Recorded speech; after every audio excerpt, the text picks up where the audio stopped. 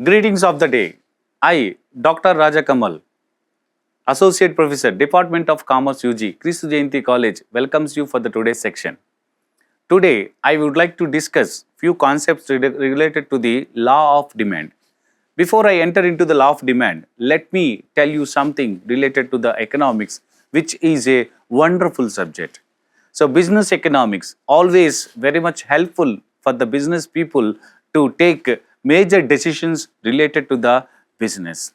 Whenever the business was want to take any decision, suppose for an example, to take a decision regarding to the number of units to be produced, to take a decision regarding to the cost, to take decision regarding to the market conditions. So, market strategies. Always it is better to apply the business, to apply the economics in the business. So, business economics, I could say that it is a wonderful gift for the business world, and applying the business economics in the business world, we can make a major decisions that are helpful for the business people. Let me come to the point of the topic today, that is demand. What actually demand feels about, thinks about, people thinks about demand. Demand is something, if any product is having more sales, then we say it as the product is having the demand. In my point of view, what I can say, the demand is something which starts from the human desire, which drives our behavior to buy the product. So, instead of seeing a particular product is having more sales and because of sales the product is having demand, I could say that the customer is coming forward to buy the product because of having a desire in his mind. Human desires creates or drives the human behavior towards to purchase the goods. Not only these two actually necessary, we need to have two more things, that is willingness to pay and ability to pay. So we all feel, every one of us from our childhood, we dream for a good house, our own house. So it could be taken place after some time, after some age, after once you started your earnings, after that once you save the amount, then you are going to go for buying a house. Why that much of time duration is going to be taken to everyone? Every one of us, we want to buy a house. We want to buy a house. Immediately we are not able to do it because of to gain the ability. So along with the desire to buy the product, we need to have, every person need to have ability to pay also. Willingness alone will not create a demand for a particular product. Along with the willingness, it is also required to have ability to buy the product, to pay for the product, so that the product can get the demand. In simple, I can say the demand, I can define the demand as ability to buy the product, desire to buy the product, and willingness to buy the product. Now, so consider here are the two different demands I need to mention today in this section. One is individual demand and the second one is market demand.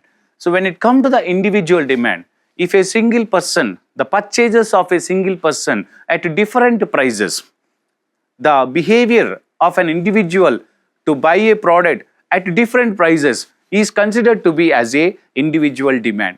For an example, a person, myself, take me myself, right? When I want to buy apples, when the apple price was 5 rupees, I will buy only one. When apple price comes down to 4 rupees, I will buy more. When apple price come down to 3, 2, 1, continuously like that, my purchase power will increase. At the same time, I used to purchase more. So, if something was calculated or taken into consideration only my purchase, then we are going to call it as a individual demand. When it comes to the market demand, along with me, my neighbor also want to purchase apples.